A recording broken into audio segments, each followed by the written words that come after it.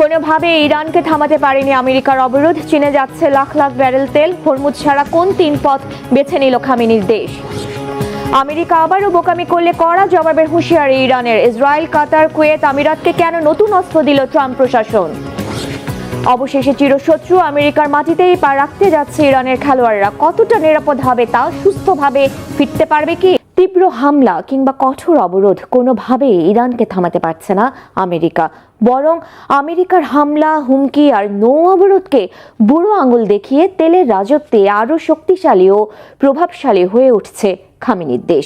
Hormuz প্রণালীতে যখন মার্কিন যুদ্ধজাহাজগুলো পাহারায় ব্যস্ত, তখন ইরান সমুদ্র ছেড়ে বেছে নিয়েছে ডাঙ্গার পথ।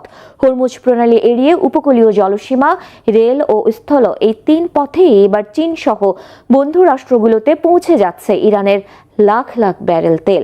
জলপথে যে গন্তব্যে পৌঁছাতে সময় লাগত 40 দিন, রেলপথ ও স্থলপথে এখন তা পৌঁছাচ্ছে মাত্র 14 দিনে। ইরানের কৌশলগত বুদ্ধিমত্তা আর পাকিস্তান ইরান বন্ধুত্ব কি তবে মার্কিন ব্লকেডকে পুরোপুরি ব্যর্থ করে দিল? হাফিজুল ইসলামের ডেস্ক রিপোর্টে বিস্তারিত। সাগরে নয়, এবার ডাঙাতেই তেলের রাজত্ব শুরু করেছে ইরান। একদিকে সর্বশক্তি দিয়ে হরমুজ প্রণালী ঘিরে পাহারা বসিয়েছে মার্কিন নৌবাহিনী, অন্যদিকে তাদের কড়া নজরদারিকে বৃদ্ধাঙ্গুলি দেখিয়ে বিকল্প পথে লাখ লাখ ব্যারেল তেল দেশের বাইরে পাঠাচ্ছে তেহরান। কঠিন নৌ অবরোধে ইরানকে শায়েস্তা করার আকাশকুসুম স্বপ্ন দেখেছিলেন প্রেসিডেন্ট ডোনাল্ড ট্রাম্প, কিন্তু তার পরিকল্পনা মাঠে মারা গেছে।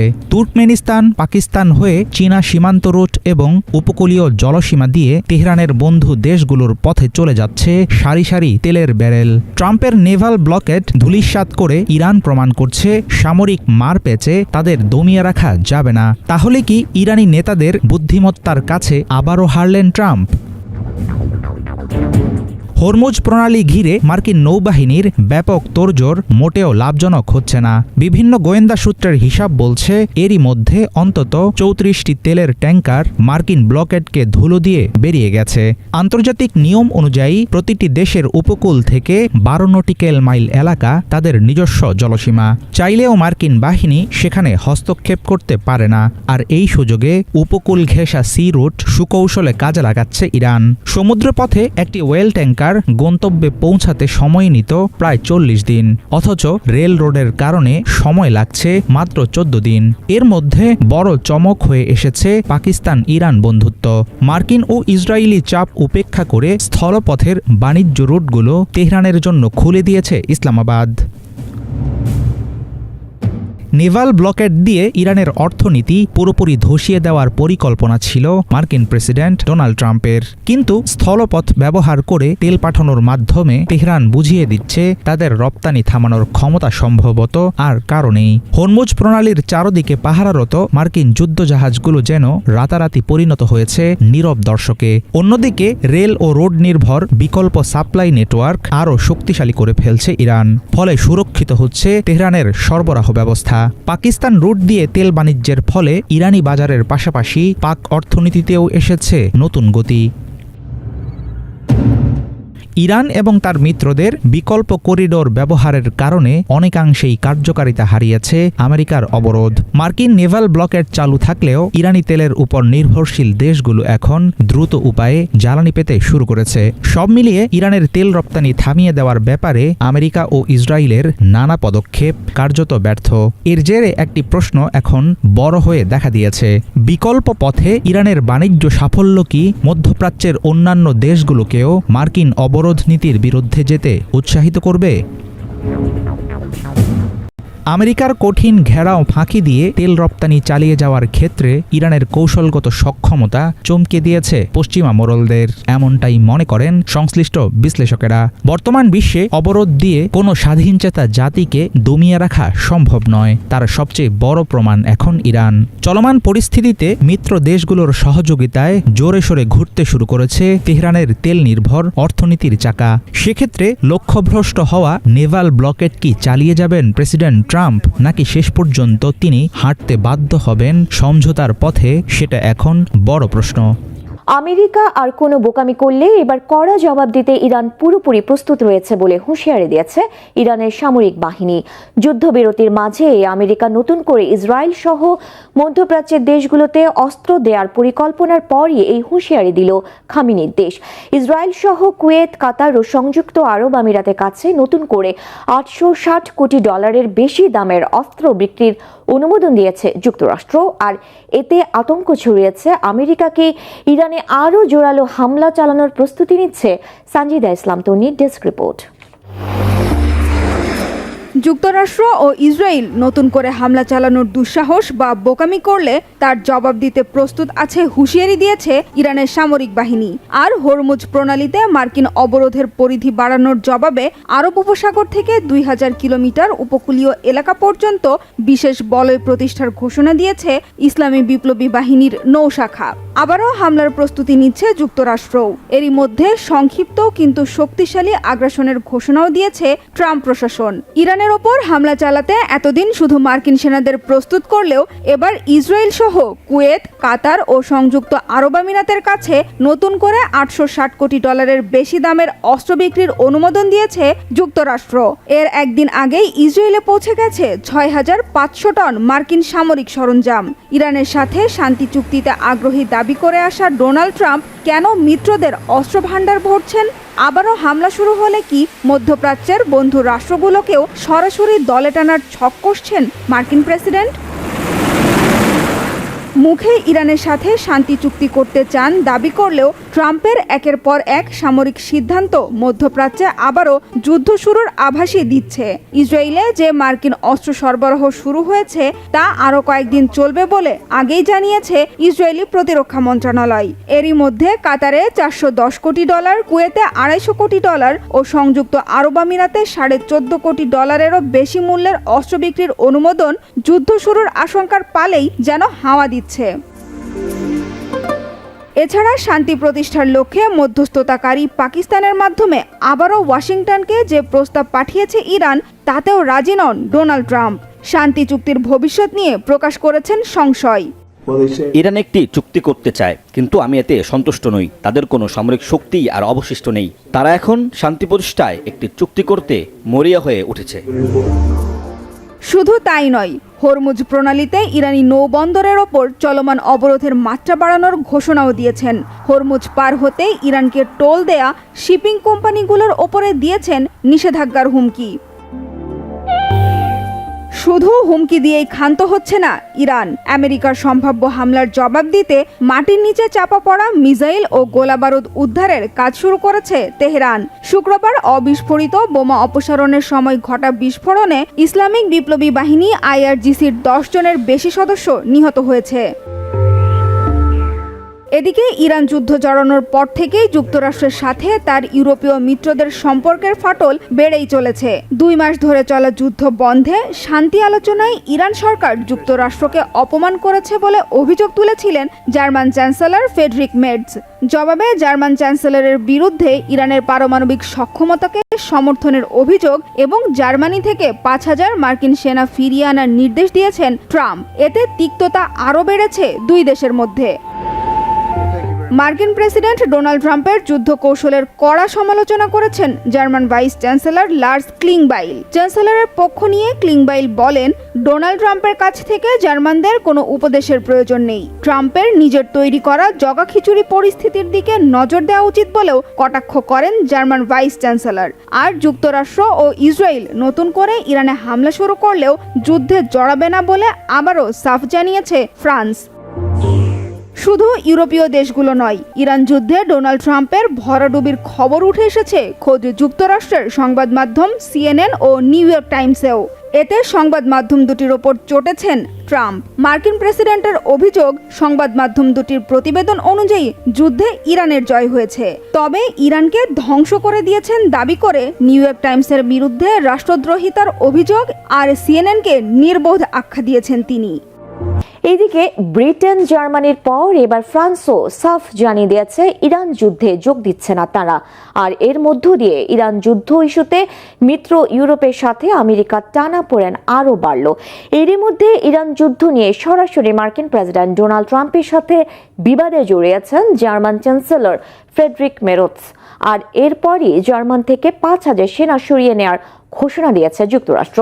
আমেরিকার সাথে ইউরোপের বন্ধুত্ব কি শেষ হওয়ার পথে? হিজল জুবাইরের ডেস্ক রিপোর্ট। ইরান যুদ্ধ ঘিরে জার্মানির চ্যান্সেলর ফ্রেডরিক মার্জের সঙ্গে ডোনাল্ড ট্রাম্পের তীব্র বাগযুদ্ধের পর জার্মানি থেকে 5,000 মার্কিন সেনা প্রত্যাহারের চূড়ান্ত সিদ্ধান্ত নিয়েছে যুক্তরাষ্ট্র। ওয়াশিংটন ও বার্লিনের মধ্যে কূটনৈতিক টানাপোড়েন যখন তুঙ্গে, সে সময় পেন্টাগনের এই ঘোষণা ব্যাপক চাঞ্চল্য সৃষ্টি করেছে। বিশ্লেষকদের মতে এই পদক্ষেপ শুধু জার্মানি নয়, পুরো ইউরোপের নিরাপত্তা ব্যবস্থার ওপরই নেতিবাচক প্রভাব ফেলতে পারে। এই বিবাদের সূচনা হয় যখন চলতি সপ্তাহের শুরুতে জার্মান চ্যান্সেলর মন্তব্য করেন, ইরান যুদ্ধে তেহরানের কাছে অপদস্থ হচ্ছে ওয়াশিংটন। এই যুদ্ধ থেকে বেরোবার কোনো পথ খুঁজে পাচ্ছে না তারা। মার্জের ওই বিতর্কিত মন্তব্যে ব্যাপক ক্ষোভ জানিয়ে জার্মানি থেকে সেনা সরানোর হুমকি দেন ট্রাম্প। দেখতে না দেখতেই তা বাস্তবায়ন শুরু করেছে পেন্টাগন। মার্কিন প্রতিরক্ষা মন্ত্রী পিট হেগসেথের বিশেষ নির্দেশে এরই মাঝে জার্মানি থেকে সেনা প্রত্যাহারের প্রক্রিয়া শুরু হয়েছে বলে এক বিবৃতিতে নিশ্চিত করেছে পেন্টাগন। বিবৃতিতে বলা হয়, আগামী 6 থেকে 12 মাসের মধ্যে 5,000 সেনা জার্মানি থেকে সরিয়ে নেওয়া হবে। ইউরোপে বর্তমানে প্রায় 68,000 মার্কিন সেনা মোতায়েন রয়েছে। এর মাঝে কেবল জার্মানিতেই আছে প্রায় 36,000। কেবল জার্মানি নয়, ইতালি ও স্পেন থেকেও সেনা প্রত্যাহারের হুমকি দিয়েছেন ট্রাম্প। মার্কিন তথ্য অনুযায়ী বর্তমানে ইতালিতে প্রায় 13,000 এবং স্পেনে প্রায় 4,000 মার্কিন সেনা মোতায়েন আছে। ট্রাম্পের অভিযোগ, হরমুজ প্রণালীতে মার্কিন অভিযানে এই মিত্র দেশগুলো কোনো সহায়তা করছে না। এ প্রেক্ষাপটে যুক্তরাজ্যের কাছ থেকে ফকল্যান্ড দ্বীপের মালিকানা নিয়ে নেওয়ারও হুমকি আসছে ট্রাম্প প্রশাসন থেকে। মার্কিন প্রেসিডেন্ট ক্ষোভের সঙ্গে জানিয়েছেন, ইতালি আমাদের কোনো কাজেই আসেনি, আর স্পেন ভয়াবহ আচরণ করেছে। তাহলে আমরা কেন তাদের সুরক্ষায় আমাদের সেনা রাখব? কঠোর শাস্তি স্বরূপ যুক্তরাষ্ট্র স্পেনকে ন্যাটো থেকে বাদ দেওয়ার প্রস্তাবও তুলেছে বলে একাধিক মার্কিন গণমাধ্যমে প্রকাশ। ইরান যুদ্ধের সময় ন্যাটো মিত্ররা যুক্তরাষ্ট্রের পাশে দাঁড়ায়নি অভিযোগ তুলে ট্রাম্প বলছেন, আমরা ইউক্রেনের ক্ষেত্রে তাদের সাহায্য করেছি, কিন্তু যখন আমাদের প্রয়োজন ছিল তখন তারা পাশে ছিল না। এদিকে জার্মানি থেকে সেনা প্রত্যাহারে ট্রাম্পের এমন চাঞ্চল্যকর সিদ্ধান্তে ন্যাটোর ঐক্য নিয়ে গুরুতর প্রশ্ন উঠছে। মার্কিন অনেক আইন প্রণেতা এই সিদ্ধান্তের জোরালো বিরোধিতা জানাচ্ছেন। রাশিয়ার সম্ভাব্য আগ্রাসন নিয়ে উদ্বিগ্ন ইউরোপের দেশগুলো যুক্তরাষ্ট্রের এই অবস্থানে গভীরভাবে উদ্বেগ জানাচ্ছে। বিশ্লেষকরা বলছেন, ট্রাম্পের এমন সিদ্ধান্ত ন্যাটোর ভেতরে এক দীর্ঘস্থায়ী ফাটল তৈরি করতে পারে, যা বদলে দিতে পারে বৈশ্বিক ক্ষমতার সমীকরণ। অনেক বিশেষজ্ঞ এও বলছেন, ইউরোপে মার্কিন সেনাদের উপস্থিতি যুক্তরাষ্ট্রের বৈশ্বিক সামরিক কৌশলেরই গুরুত্বপূর্ণ পিলার। ফলে বড় মাপের সেনা প্রত্যাহার হলে তাদের সেই কৌশলগত সক্ষমতাতেই নেতিবাচক প্রভাব পড়তে পারে। তবে কিছু বিশেষজ্ঞ মনে করছেন, যুক্তরাষ্ট্রের এই কৌশলগত অবস্থান বদল মূলত ইউরোপ থেকে মনোযোগ সরিয়ে ভারত প্রশান্ত মহাসাগরীয় অঞ্চলে সামরিক শক্তি কেন্দ্রীভূত করার দীর্ঘমেয়াদী পরিকল্পনারই অংশ। শেষ পর্যন্ত চিরশত্রু আমেরিকার মাটিতেই পা রাখতে যাচ্ছে ইরানের খেলোয়াড়রা। সব জল্পনার অবসান ঘটিয়ে বিশ্ব ফুটবলের নিয়ন্ত্রক সংস্থা ফিফা নিশ্চিত করেছে 2026 বিশ্বকাপে নির্ধারিত সূচি অনুযায়ী অংশ নেবে ইরান এবং খেলবে যুক্তরাষ্ট্রের মাটিতেই। এমন বাস্তবতা ঘিরে তৈরি হয়েছিল নানা শঙ্কা ও বিতর্ক। তবে রাজনৈতিক উত্তেজনা, নিরাপত্তা শঙ্কা এবং কূটনৈতিক টানাপোড়েনের মাঝেও এখন প্রশ্ন, ইরানি খেলোয়াড়দের জন্য কতটা নিরাপদ হবে আমেরিকার মাটি। ডেস্ক রিপোর্টে জানাচ্ছেন ইমরান মাহমুদ। শত্রু দেশের মাটিতে বিশ্বকাপ খেলতে যাবে ইরান। যুক্তরাষ্ট্র, ইসরায়েল এবং ইরানের মধ্যে সাম্প্রতিক যুদ্ধ পরিস্থিতি ও আসন্ন ফিফা বিশ্বকাপকে সামনে রেখে এমন প্রশ্নই সামনে আসছিল বারবার।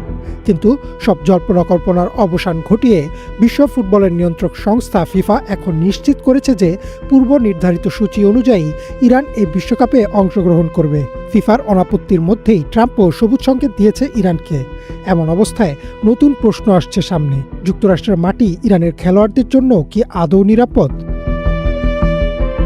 সম্প্রতি কানাডার ভ্যাঙ্কুভারে অনুষ্ঠিত ফিফা কংগ্রেসে সংস্থাটির প্রেসিডেন্ট জিয়ানি ইনফান্তিনো স্পষ্টভাবে জানিয়ে দিয়েছেন যে ইরান 2026 সালে বিশ্বকাপে খেলছে এবং তারা যুক্তরাষ্ট্রের মাটিতেই তাদের ম্যাচগুলো খেলবে। রয়টার্সের প্রতিবেদন মতে ইনফান্তিনো বলেন, ফুটবলের কাজ হলো বিশ্বকে ঐক্যবদ্ধ করা। অনেক সমস্যা আর বিভেদের মাঝে ফুটবলই পারে মানুষকে হাসাতে এবং একত্রিত করতে। ইতোমধ্যেই ফিফা ইরানের ম্যাচ অন্য দেশে সরিয়ে নেওয়ার আবেদনও নাকচ করে দিয়েছে। অন্যদিকে মার্কিন প্রেসিডেন্ট ডোনাল্ড ট্রাম্পও এই বিষয়ে সবুজ সংকেত দিয়েছেন। ট্রাম্প এক সাক্ষাৎকারে জানান যে ইনফান্তিনো যদি মনে করেন ইরানের খেলা উচিত তবে তার কোনো আপত্তি নেই। তিনি বেশ হালকা মেজাজেই বলেন, ওদের খেলতে দিন। মার্কিন পররাষ্ট্রমন্ত্রী মার্কো রুবিও অবশ্য একটি শর্ত জুড়ে দিয়েছেন। তিনি জানিয়েছেন, ইরানি খেলোয়াড়দের যুক্তরাষ্ট্রে আসতে কোনো বাধা নেই, তবে খেলোয়াড়দের সাথে এমন কোনো ব্যক্তিকে আসতে দেওয়া হবে না যাদের আইআরজিসির সাথে সংশ্লিষ্টতা আছে। যুক্তরাষ্ট্রের চোখে এই সংস্থাটি একটি সন্ত্রাসী সংগঠন, তাই নিরাপত্তার স্বার্থে খেলোয়াড় ছাড়া অন্য কর্মকর্তাদের ভিসার ক্ষেত্রে কড়াকড়ি থাকবে। ইরান শুরুতে নিরাপত্তার কারণ দেখিয়ে তাদের ম্যাচগুলো যুক্তরাষ্ট্র থেকে সরিয়ে মেক্সিকোতে নেয়ার অনুরোধ জানিয়েছিল। আল জাজিরার খবর অনুযায়ী ইরানের ক্রীড়ামন্ত্রী জানিয়েছিলেন যে খেলোয়াড়দের পূর্ণ নিরাপত্তা নিশ্চিত হলেই কেবল তারা যুক্তরাষ্ট্রে খেলতে যাবেন। সম্প্রতি কানাডায় ফিফা কংগ্রেসে যোগ দিতে গিয়ে ইরানি প্রতিনিধি দল সমস্যার মুখে পড়ে এবং টরন্টো বিমানবন্দর থেকে ফিরে আসে। এই ঘটনায় ইরান ক্ষুব্ধ প্রতিক্রিয়া জানিয়েছে। তবে বর্তমান পরিস্থিতি অনুযায়ী ইরান বিশ্বকাপে অংশ নিতে রাজি হয়েছে। এখন প্রশ্ন হলো, একটি শত্রু দেশে ইরানি খেলোয়াড়রা কতটা নিরাপদ থাকবেন? আন্তর্জাতিক নিয়ম অনুযায়ী আয়োজক দেশ হিসেবে যুক্তরাষ্ট্রকে প্রতিটি দলের খেলোয়াড়দের সর্বোচ্চ পর্যায়ে নিরাপত্তা দিতে হবে। স্টেডিয়াম থেকে শুরু করে হোটেল পর্যন্ত বিশেষ কমান্ডো পাহারা এবং নিশ্ছিদ্র নিরাপত্তা বলয় নিশ্চিত করা যুক্তরাষ্ট্রের দায়িত্ব। অনেকের মনে প্রশ্ন জাগছে, যুক্তরাষ্ট্র কি রাজনীতির মারপ্যাচে কোনো বিশ্বাসঘাতকতা করতে পারে, যার নজির ইতিমধ্যে স্থাপন করেছেন ট্রাম্প? আন্তর্জাতিক ক্রীড়াঙ্গনে এমন ঘটার সম্ভাবনা খুবই কম। ফিফার কঠোর নিয়ম অনুযায়ী কোনো দেশ যদি রাজনৈতিক কারণে অন্য দেশে খেলোয়াড়দের হয়রানি বা প্রবেশাধিকার না দেয়, তবে সেই দেশের আয়োজক হওয়ার যোগ্যতা বাতিল হতে পারে। তবুও ট্রাম্পের মুখের কথায় ভরসা রাখতে পারছেন না অনেক বিশ্লেষকই। যদি কোনো অনাকাঙ্ক্ষিত ঘটনা ঘটে, তবে তা কেবল ফুটবলের নয়, বরং আন্তর্জাতিক কূটনীতিতে এক বিশাল বিপর্যয় ডেকে আনবে। বিশ্ব ক্রীড়াঙ্গনের জন্য তা হবে আরও একটি বড় ধাক্কা। তবে ফুটবল প্রেমীরা আশা করছেন, সব রাজনৈতিক বৈরিতা ভুলে 2026 সালের জুনে মাঠের লড়াইয়ে দেখা যাবে ইরানকেও।